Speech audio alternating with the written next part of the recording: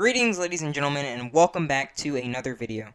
Now, it's actually been 2 months since I've made a video about gaming, and that's mainly because I feel like the gaming industry feels a bit stale to me personally at the moment.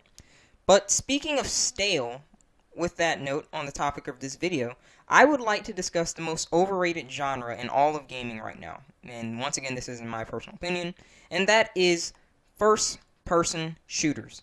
But before I begin, I'd just like to say that I don't have anything against first-person shooters. You know, I grew up playing them just as most of you did, so please do not bomb me and just, attack me because I have a differing opinion. So getting started, I find this genre, as of late, to be the most bland and uninspired genre in all of gaming. It's continually released on a regular basis, and we have plenty of examples of this. We have, obviously, Call of Duty as the prime one, where it's literally been a new game being released on a yearly basis, which proves, in my eyes, the lack of innovation most companies find necessary to make a new first-person shooter. Now, moving on to some of the other issues that I have with first-person shooters, that is the lack of there being a nice, decent single-player experience. Now, some of the arguments that I hear from these players who play first-person shooters is that the main appeal of these games is the multiplayer. But in my eyes, personally, that is just no excuse to have a lackluster campaign or just no real single-player content at all. As I believe, Black Ops 4, if I'm not mistaken, released with, no single-player at first or something. I don't know for sure, so just correct me if I'm wrong. And on to the next note of multiplayer. Let's discuss multiplayer for a moment, right? So, let's just be completely honest when it comes to most shooters. For FPSs, multiplayer is literally a complete spray fest. There might as well be a can of Febreze in the room, because that is literally all that is there when it comes to these games. If you are not using an automatic, then it is a darn near instant loss for you. All the other categories of weapons are sometimes just downright underutilized, if just not utilized at all, because they actually require a degree of skill or they demand something of you.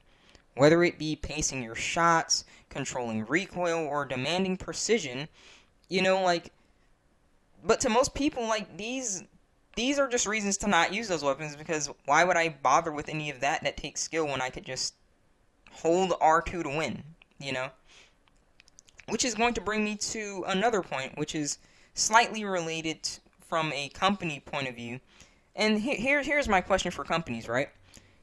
Why in Oblivion are you baby-proofing your game? What's wrong with having a skill gap with weapons such as recoil or precision? Most of these players that complain about those kinds of things usually aren't even old enough to be playing these games in the first place. When you have a shooting model that supports all playstyles, that is usually going to be the main appeal of your shooter compared to another shooter. It's how Overwatch still gets so many players to this day, because everyone has a character that can suit their gameplay preference.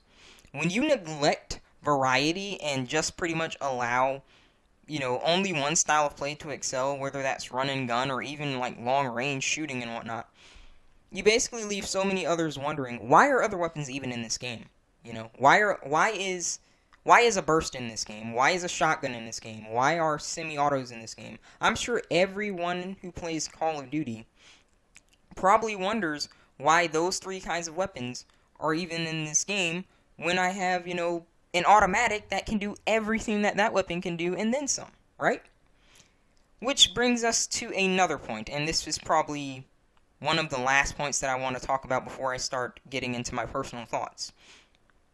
They are completely repetitive from a PvEP standpoint and from a PvE standpoint. Now, this may sound similar to what was previously stated beforehand, but let me explain better. My favorite shooter, personally, from both a PvE and PvP standpoint, was and is, to this day, Destiny 1. All of the weapons had a place, and then we have the classes, which basically makes you feel like you're playing a different game. And then we also had the fact that the weapons themselves really felt unique. We had exotics and, even just regular weapons that are like categorized at legendary that literally had certain perks that you couldn't get on other weapons. Like basically everything had a place, everything was unique, and you could use any kind of weapon in any kind of form, whether that was PvP or PvE. Yet with these quote unquote new shooters, because they're totally new, FPSs are totally new, and we've never seen, a new FPS that gets released. We don't see that, the same thing that we've seen repeatedly over and over again. What do we get nowadays, right? We get generic gun models that feel like something we've used or seen in a separate franchise, frankly. Like, from just outright ports of using the exact same models to the exact same audio cues, it just feels like cutthroat and minimal effort is put forth. But of course, like, these companies want maximum profits, which is why they incorporate all these microtransactions and whatnot. And now, getting into my personal opinions about FPSs, right? I know that this video is kind of going by quick, but this is really just me trying to get my feelings out there about them. I feel like this genre, for the most part, is just going to continue to get bad. You know why? Because so many people, they just want the same thing over and over. They want the same experience over and over. And, companies they're happy that people want that. They're happy that you want the same experience, because that means that they get to have minimal work with maximum payout. The only thing new about these games these days when it comes to FPSs is these companies always try and find new ways to have monetization, whether it's season passes, skins, even just downright locking, guns and new stuff behind DLC. Oh, you want this gun? Well, you will actually have to pay for this single gun. That I have seen that in these shooters these days.